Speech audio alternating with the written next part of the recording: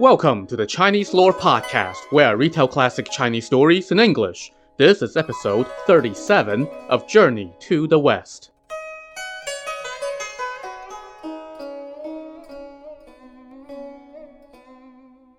Last time, after much shenanigans, Sun Wukong got his hands on the demon's magic gourd again and left them with a fake.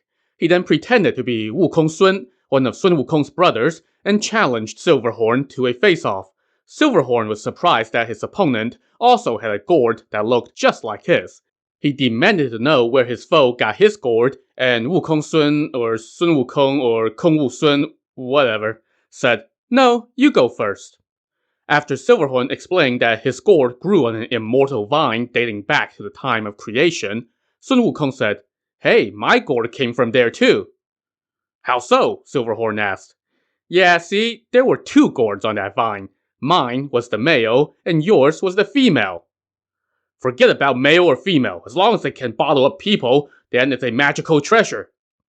"Oh, true enough. So why don't you go ahead and try to bottle me up first?"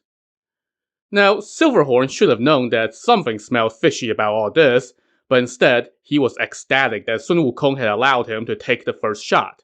So he flew into the air, turned his gourd upside down, and shouted, "Wukong Sun!" Sun Wukong answered him 8 or 9 times in a row, and nothing happened. Silverhorn came back down to earth, stamped his foot, beat his chest, and shouted, "Oh heaven! Who said that the world never changes? Even this treasure must be afraid of her husband.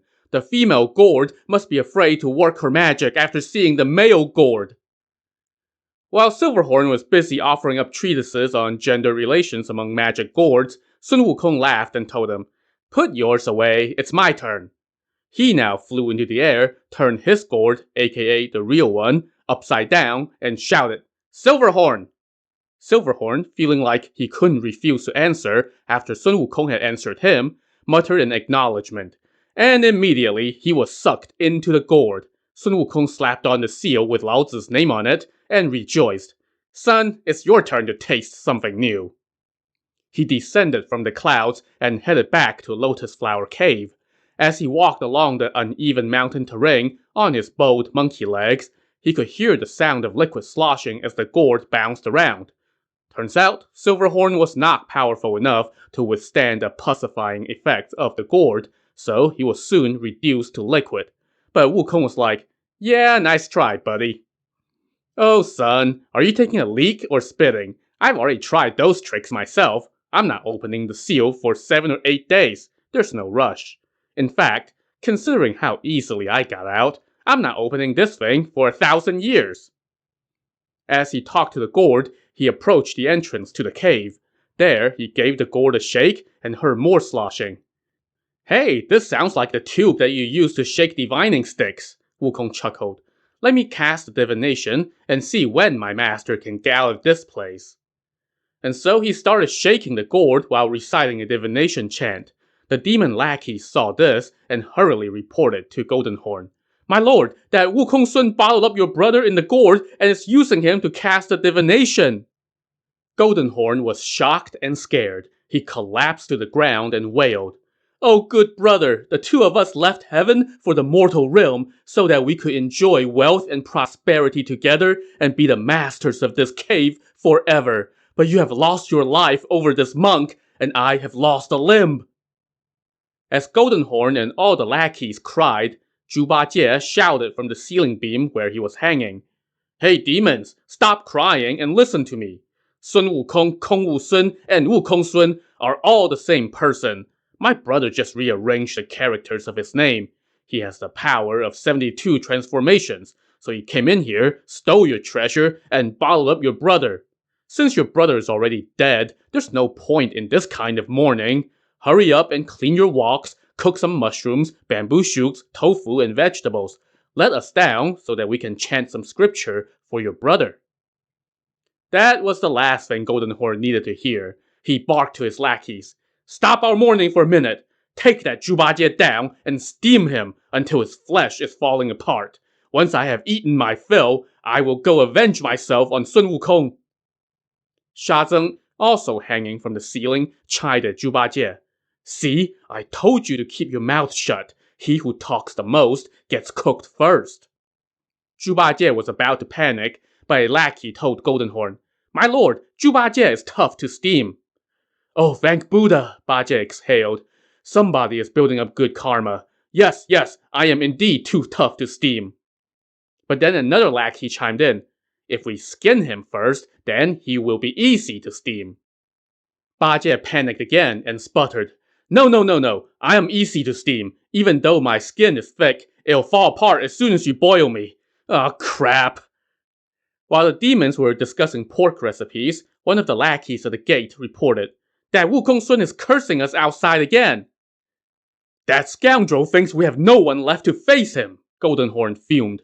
"Little ones, hang Zhu Bajie back up for now, and check to see how many magic treasures we still have."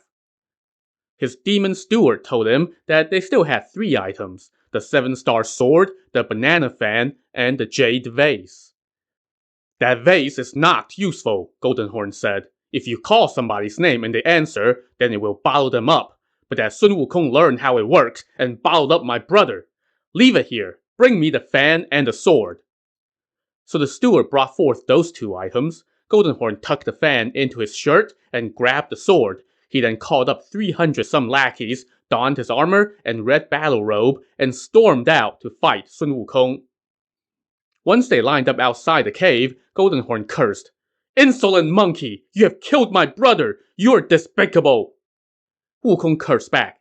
"Damn demon! You can't bear to part with the life of one demon, so how can I bear to see my master, my brothers, and our horse all hanging in your cave? Hurry up and deliver them to me, along with lots of travel money, and I'll leave and spare your life." Goldenhorn was done talking. He raised his sword and attacked. Wukong met him with golden rod in hand, and the two squared off. After 20-some exchanges, Goldenhorn shouted for his lackeys to join the fray, so the 300-some lackeys swarmed around Wukong. He showed no sign of fear, charging this way and that. But after a while, the lackeys were starting to get to him, so he pulled a handful of fur from his left abdomen, chewed it up, sprayed it out, and turned it into a gaggle of Sun Wukong's. These reinforcements quickly beat back the lackeys, who shouted to Goldenhorn, "All is lost! There are Sun Wukongs everywhere!" As the lackeys scattered, Goldenhorn found himself surrounded by Sun Wukongs with nowhere to run. Panicked, he pulled out the banana fan and waved it in the direction of the abode of the fire gods. A stream of fire erupted from the ground. Now, this was no ordinary fire, or even a celestial flame, but the magical flame of the 5 elements. The flames roared and scorched everything in their path. Even Sun Wukong was taken aback. He said to himself, "Oh crap, the fire might not harm me, but my hairs would burn if they touched fire." So he did a little shimmy and retracted all the hair that he had unleashed, all except for one strand, which he turned into a doppelganger that looked like it was running for cover. The real Sun Wukong, meanwhile, flew above the flames and headed to Lotus Flower Cave to save his master. When Wukong landed at the cave, he saw 100 or so demon lackeys outside, all bloodied and injured from the beating that his monkey hair minions had dished out earlier. Now this riled up Wukong's vicious side. He raised his rod, charged in, and finished the job. Leaving a trail of dead demon lackeys in his wake, Wukong stormed into the cave. He saw a red glow and panicked, thinking that the fire had reached the cave. But a closer look revealed that the glow was actually coming from the jade vase that Goldenhorn had left behind. Wukong was delighted at this discovery, so he put off rescuing his master for a minute, took the vase, and turned and headed back outside. No sooner had he stepped out of the cave did he run smack dab into Goldenhorn. Goldenhorn took a swing, but Wukong quickly vanished into the air. In his wake, Goldenhorn was left standing amid all the corpses of his lackeys strung across the ground. He looked up to the sky and wept. Then he stumbled into his cave. All his stuff, well, most of his stuff, were still there, but there was now no other demon in his lair. Drowning in melancholy, he leaned against a stone table, put down his sword, tucked his fan into his shirt, and fell asleep.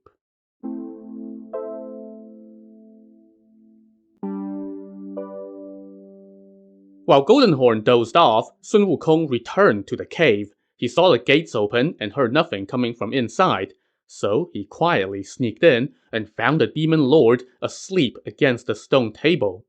Wukong could see the banana fan sticking out from his shirt. So Wukong quietly approached, pulled the fan out, and whooshed away. As he did so, the handle of the fan grazed Goldenhorn's hair. The demon snapped awake and saw Sun Wukong making off with yet another of his treasures, so he grabbed his sword and gave chase. The two now squared off again outside the cave. "You keep playing pranks on me and killed my crew," Goldenhorn fumed, "and now you have come back to steal my treasure. I must fight you to the death this time." "You really don't know any better," Wukong shot back. "You want to fight with me? That's like hurling an egg against a rock." The two traded blows for 40-some exchanges, but then Goldenhorn started to falter, so he beat a hasty retreat toward the southwest, in the direction of Dragon Crushing Cave, the abode of his now dead fox demon mother. Wukong, meanwhile, went into Lotus Flower Cave and freed Sanzang, Zhu Bajie, and Sha Zeng. They thanked him and asked about the demons. He told them, "Their second-in-command is in the gourd. He's probably melted by now. Their leader just lost to me and fled to Dragon Crushing Mountain. As for the lackeys, my doppelgangers killed half of them, and I finished off the rest who fled back here. That's how I got in here to save you all." Sanzang thanked him non-stop, saying, "Good disciple, thank you for all your hard work." "Oh, tell me about it," Wukong chuckled. "While you guys were just hanging here, I was running around non-stop. I was more rushed than a courier carrying an urgent dispatch. I was coming in and going out repeatedly, running to and fro the whole time. Only after I stole the demons' treasures could I beat them." Zhu Bajie cut in. "Hey brother, show us that gourd. That Silverhorn has probably turned to pus by now." Wukong unloaded all the magic items that he had stolen, but he held on to the gourd and said, "Don't open it yet. When he put me in there earlier, I tricked him into opening it by spitting. Let's not open it now, or he might escape." So the pilgrims celebrated by raiding the demon's pantry, cleaning up the walk, and cooking a nice vegetarian meal. After they ate their fill, they got a good night's sleep in the cave.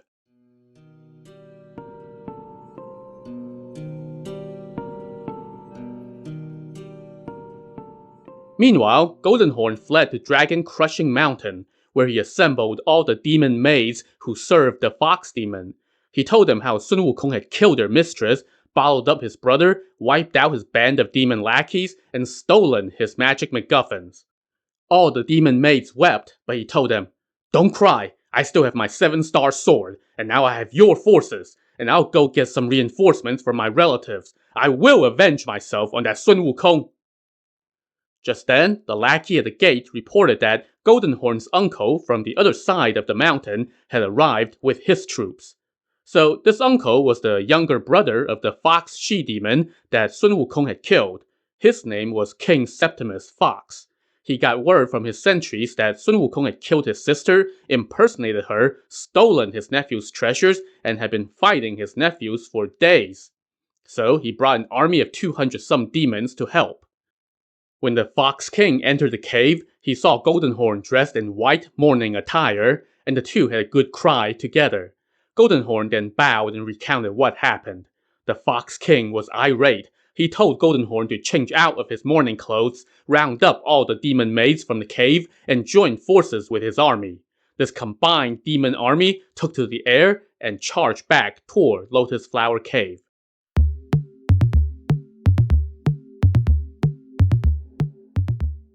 At Lotus Flower Cave, Wukong was telling Sha Zeng to prepare breakfast before they hit the road, when he suddenly heard the sound of winds whooshing outside. He went out and saw an army of demons descending from the southwest. Alarmed, Wukong shouted to Bajie, "Brother, the demon has brought reinforcements!" Their master Sanzang went pale, but Wukong smiled and told him, "Don't worry, bring me all of the demon's magic treasures." Once he tucked the gourd, the vase, the golden cord, and the banana fan into his utility belt, Sun Wukong grabbed his golden rod, told Sha Zeng to stay in the cave to protect Sanzang, and then headed out with Zhu Bajie by his side. Across the way, the demon army had lined up in formation. At its head was the Fox King. He had a jade-like face, a long beard, a steely brow, and ears like knives. He wore a golden helmet and a suit of chainmail and wielded a halberd. "You insolent monkey!" the Fox King cursed. "How dare you bully my nephew so? You've stolen their treasures, harmed my relatives, killed their demon soldiers, and occupied their cave. Show me your necks, one by one now, and receive your deaths, so that I may avenge my sister." "You damn hairy scoundrels!" Wukong cursed back. "Don't you know your granddaddy's powers? Stay and taste my rod!" The two now started to fight. After just a few exchanges, the Fox King proved to be no match and fell back. Wukong gave chase and was met by Golden Horn. After they fought for a few exchanges, the Fox King turned around and rejoined the fight, and he was quickly met by Zhuba Jie. After this quartet tangled for a good while, without any winners, Golden Horn gave a shout, and the entire demon army charged forward to help. Inside the cave, Sanzang could hear the sound of fierce battle outside. He told Sha Zeng to go check on his brothers. Sha Zeng went out with his demon-taming Buddhist staff, let out a roar, and charged into the fray, beating back the demon lackeys. Seeing things go south, the Fox King turned and ran, but Zhuba Jie caught up to him and with one blow left 9 bleeding holes in the Fox King's back, killing him instantly. Seeing his uncle meet his end, Golden Horn quit the fight against Sun Wukong and made for Zhuba Jie. Ba Jie faced him, and Sha Zeng joined in. Soon, Golden Horn could not hold his ground against the two of them, so he flew off toward the south, with Ba Jie and Sha Zeng in hot pursuit. Seeing this, Wukong darted into the air, took out the jade vase, pointed it at the demon, and shouted, "Lord Golden Horn!" Golden Horn thought that it was one of his own lackeys calling, so he turned and answered. He was immediately sucked into the jade vase, and Wukong slapped on the seal. The 7-star sword fell to the ground, and Wukong snatched that up too. He then met up with his fellow disciples, and they reported back to Sanzang that they had cleansed the mountain of demons, and oh, oops, I guess we kinda left you by your lonesome once again. Boy, it sure was a good thing that no demon lackey strayed into the cave while we were outside sating our bloodlust. If only you had a 4th disciple who could turn into, oh, I don't know, a dragon who could defend you when the 3 of us are gone. Anyway, Sanzang was delighted, and the party ate breakfast, prepared their luggage and horse, and resumed their journey west. While the pilgrims were walking, a figure suddenly appeared from the side of the road, grabbed hold of the horse's reins, and said, "Monks, where are you going? Return my treasures." "Oh crap, it's the demon's granddaddy coming to ask for his stuff back," Zhuba Jie shouted in alarm. Sun Wukong took a closer look and saw that this was no demon. It was actually Lao Tzu, the founder of Taoism, and the god in whose cauldron he had spent 49 days all those centuries ago. "Hey, old man, what are you doing here?" Wukong asked. Lao Tzu now soared into the air and called out, "Sun Wukong, return my treasures." Wukong followed him up into the sky and asked, "Treasure? What treasure?" "That gourd was my container for elixir pills," Lao Tzu explained. "The jade vase was my water vessel. The sword was my weapon for taming demons. The fan was my tool for fanning the flames of my cauldron. The golden cord was my sash for tying up my robe. And those 2 demons were my young acolytes. One was responsible for watching my golden cauldron, and the other my silver cauldron. They stole my treasures and sneaked down to the mortal realm. I was looking for them, but you have caught them and done me a great service." "Oh," Wukong said. "You negligent old man. You allowed your servants to run wild and do evil. You should be punished for not imposing strict enough discipline." "It's not my fault. You can't blame me," Lao Tzu explained. "The Bodhisattva Guan Yin asked me 3 times to let her borrow them and turn them into demons here as a test of your resolve." "So, if that was the case, why did you say they had stolen your stuff and sneaked off?" But whatever. When Sun Wukong heard that, he thought, "That Bodhisattva is so deceitful. When she freed me and told me to protect the Tang monk, I said that the journey was too dangerous, so she told me to go see her for help if I ran into trouble. But now she's making demons to give me a hard time? That liar! She deserves to be a spinster her whole life." He said to Laozi, "Well, if you hadn't come, I would not have returned these things to Guan Yin. But given what you've said, you can take them back." So Laozi took back the 5 magical items. He opened the gourd and the vase, and 2 wisps of immortal vapor emerged from the vessels. He pointed at them, and they turned back into his 2 acolytes, who emitted a radiant glow as they stood by his side. Of course, the silver acolyte probably has a little bit of monkey spit in him now, since his melted pus was mixed in with the loogies that Sun Wukong had left in the gourd earlier. Laozi now took his leave. Sun Wukong went back down to bring Sanzang and company up to speed on what Laozi had told him. Sanzang thanked him again, and with renewed conviction after this latest trial, master and disciples set off once more. Zhu Bajie carried the luggage, Sha Zeng led the horse, and Sun Wukong led the way as they descended the mountain and continued westward.